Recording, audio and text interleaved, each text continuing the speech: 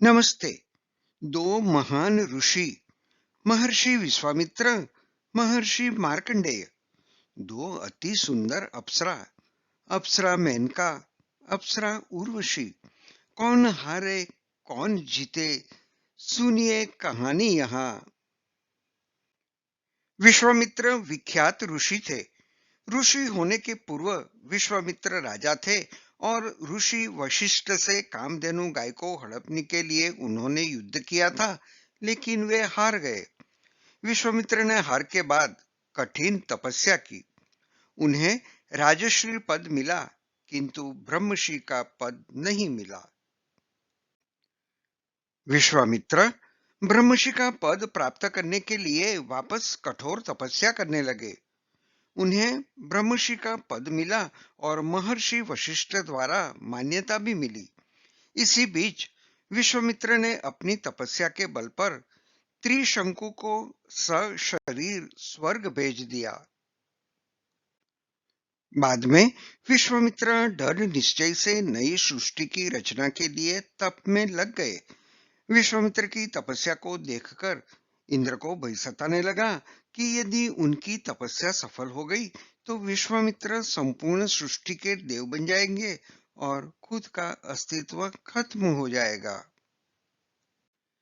देवराज इंद्र ने विश्वामित्र की तपस्या को भंग करने के लिए स्वर्ग की एक सुंदर अप्सरा मेनका को आदेश दिया।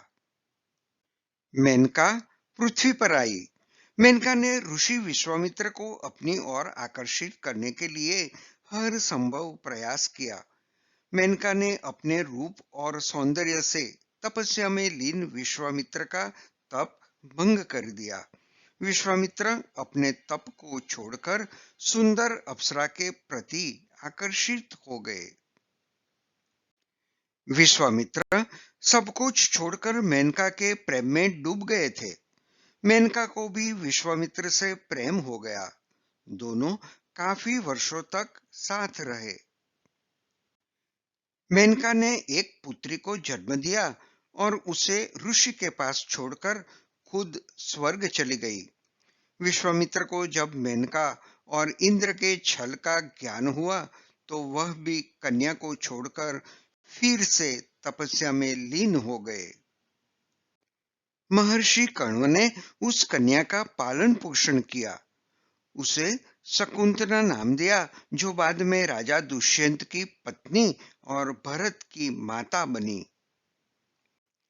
यह थी कहानी महर्षि विश्वामित्र और अप्सरा मेनका की। अप्सरा मेनका के सामने हार गए महर्षि विश्वामित्र।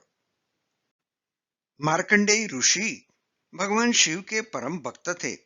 उनकी आयु कम थी, जिस कारण उन्होंने शिव जी को अपने तप से प्रसन्न किया और दीर्घायु होने का आशीर्वाद मिला।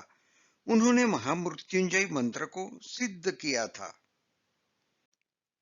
एक बार मार्कंडेय ऋषि घोर तपस्या कर रहे थे। उनकी इस उग्र तपस्या से देवराज इंद्र चिंतित हो उठे। उन्होंने सोचा, मार्कंडेय ऋषि उनके इंद्र पद के लिए ही तप कर रहे हैं। देवराज इंद्र ने अप्सराओं में श्रेष्ठ उर्वशी को उनकी तपस्या भंग करने के लिए मार्कंडेय ऋषि के पास भेजा। उर्वशी अपने पूरे श्रृंगार के साथ मार्कंडेय ऋषि के समक्ष आई। कई दिनों तक उसने कामुक नृत्य कर उन्हें जगाने का प्रयास किया, लेकिन ऋषि ने अप्सरा पर कोई ध्यान नहीं दिया। जब उर्वशी ने अपने सारे प्रयत्न व्यर्थ होते देखा तो वह निवस्त्र होने लगी।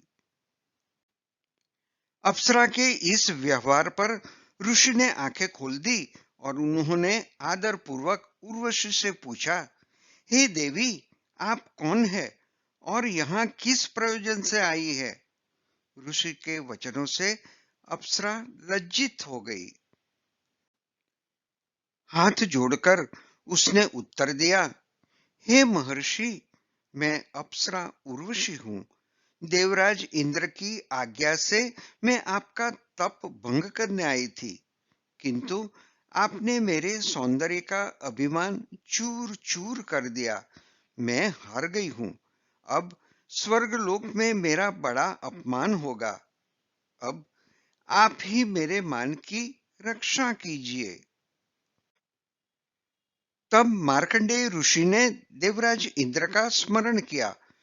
उनके स्मरण करते ही देवराज वहां आए और उनकी प्रशंसा करते हुए कहा, मुनिवर, आप धन्य हैं कि उर्वशी के अतुलनीय सौंदर्य का आपके ऊपर कोई असर नहीं पड़ा।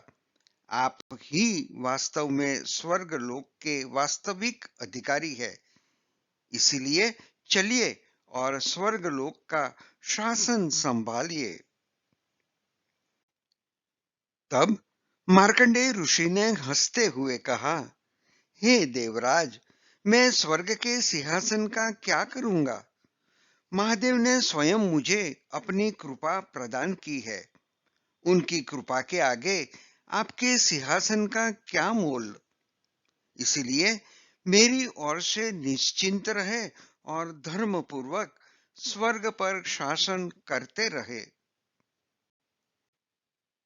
मार्कंडेय ऋषि द्वारा इस प्रकार कहने पर देवराज निश्चिंत हुए और फिर उन्होंने उर्वशी के साथ स्वर्गलोक को प्रस्थान किया।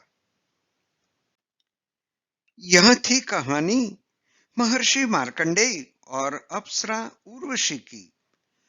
अप्सरा उर्वशी के सामने नहीं हारे महर्षि मार्कंडेय। दो महान ऋषि, महर्षि विश्वामित्र, महर्षि मार्कंडेय।